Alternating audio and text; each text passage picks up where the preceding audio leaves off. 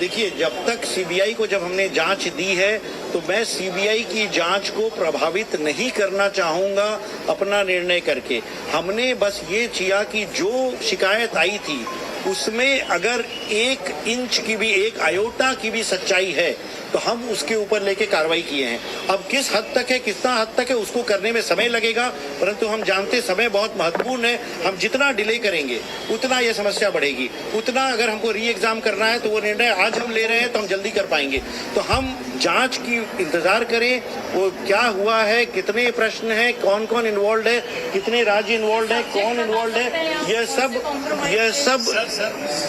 यह सब उसकी सीबीआई की रिपोर्ट में आएगा।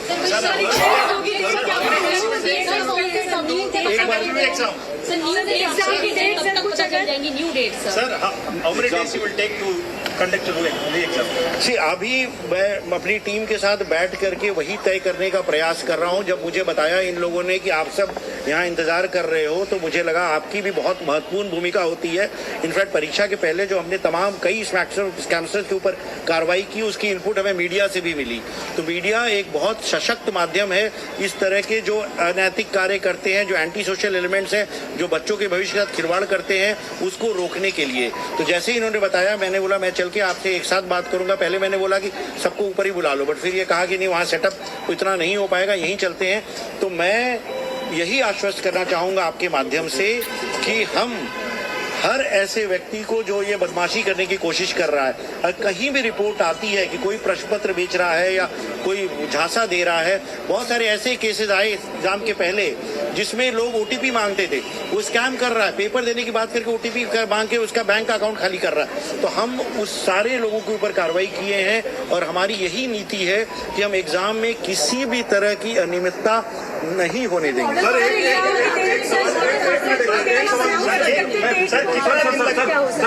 डेट के लिए मैं अभी अपनी टीम के साथ बैठूंगा और अब अगले कुछ दिनों में पूरी शेड्यूल डेट का हम अनाउंस कर देंगे। हमारा प्रयास यही रहेगा कि हम कम से कम समय में एग्जाम कर लें, जिससे कि जो एकेडमिक कैलेंडर है, जो मेडिकल कॉलेजेस का एडमिशन शेड्यूल है, वो वायलेट ना हो।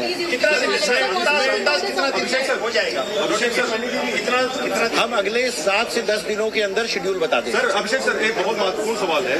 आपका ही डिपार्टमेंट तय करता है सारी चीजें, प्रश्न पत्र तैयार किया जाता है, फिर उसको छपने के लिए दिया जाता है। इस ट्रेल में कहीं आपको लगता है कि आपका ही कोई कर्मचारी या आपसे जुड़ा हुआ कोई कर्मचारी जो अंदर खेमे में है वही पेपर लीक करता है, वही डिस्ट्रीब्यूट करता है, वही पैसे का लेन देन करता है? क्या अंदर का ही कोई शख्स है? क्योंकि देखिए, जब पेपर छपने के लिए जाता है और जब पेपर बनता है उसमें सभी इन्वॉल्वमेंट अधिकारियों का ही होता है मेरे ख्याल से, अगर मैं गलत नहीं हूँ। तो कहाँ पर वो चूक होती है, कहाँ से वो लिख करके पेपर इधर उधर होता है, कहाँ से एसएमएस के जरिए जाता है, ये कैसे होता है? देखिए, ये अंदर का हो या बाहर का हो, सीबीआई से हमारी यही दरखास्त है कि जो भी हो उसको पकड़ के उसको सजा दिलाई जाए, ताकि ये जो समस्या है जड़ से खत्म हो पाए। मैं आपके जितना जानकार नहीं हूं, मैं अभी 1 अप्रैल को ही ज्वाइन किया हूं। मैं सिस्टम को अभी किसको ये बताना कि कौन दोषी है कौन नहीं दोषी है, will be prejudging the whole inquiry. हम सीबीआई को निष्पक्ष, स्वतंत्र रूप से जांच करने की रिक्वेस्ट किए हैं और जिसमें एनटीए से जो भी सूचना चाहिए, एनटीए के जिस कर्मचारी से पूछताछ करनी चाहिए, सीबीआई को पूरी राइट्स होगी। हम उनको पूरा सहयोग करेंगे और हम सुनिश्चित करेंगे कि यह सिचुएशन जो आज हम हैं ये दोबारा ना आए और जो भी दोषी है उसको कड़ी से कड़ी सजा। क्या सिस्टम जो आपने अपनाया है अभी तक उसमें कोई बदलाव होगा? मैं मोबाइल नीचे करूँगा। मतलब सिस्टम क्या है, सिस्टम में क्या खामी है, ये इंक्वायरी से जब निकल के आएगा तो अगर सिस्टम के पार्ट में कोई भी ऐसा क्रम है जिसकी वजह से समस्या होती है तो उसको डेफिनेटली रिव्यू किया जाएगा।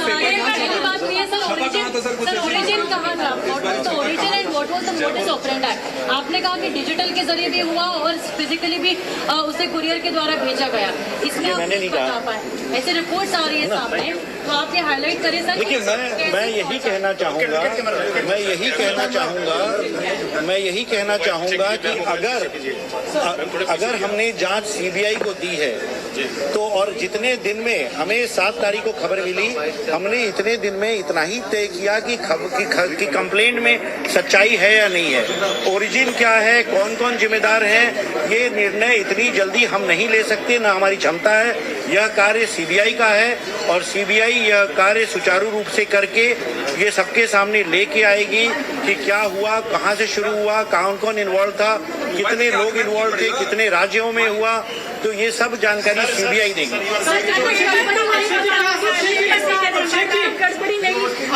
पहचान कर पाए आप अभी भी नहीं मान रहे कि पेपर लीक हुआ है? हमने साफ ये कहा, हमने ये साफ कहा कि जो पीडीएफ जो सर्कुलेट हुआ उसमें से कुछ प्रश्न पत्र से मिल रहे थे, तो इसको अगर आप लीक कहें या अनियमितता कहें या वायलेशन ऑफ प्रोसेस कहें, हमने यह माना कि ये एग्जाम की जो प्रक्रिया चल रही थी उसका उल्लंघन था। इतनी हद तक था कि हमें यह कड़ा निर्णय लेना पड़ा कि एग्जाम कैंसिल करें।